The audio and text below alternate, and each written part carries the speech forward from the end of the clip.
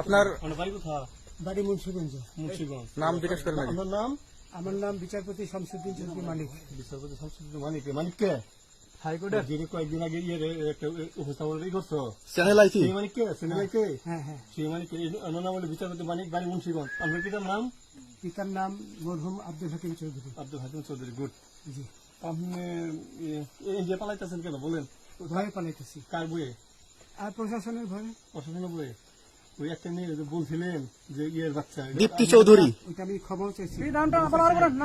আমি বলি আপনাকে, আমি এই যে দেখাচ্ছি, আমি হ্যাঁ। ইয়ে রোগী। কিসের? আমি তো অত রুগী নেই, মিডিয়াতে তো খুব সুন্দর। আচ্ছা আচ্ছা শোনেন সাইনিস সাহেব, একটু স্লো। আপনার কাছে এই মুহূর্তে এরা যখন ধরছে আমাদের প্রতিনিধি কি কি ছিল সাথে?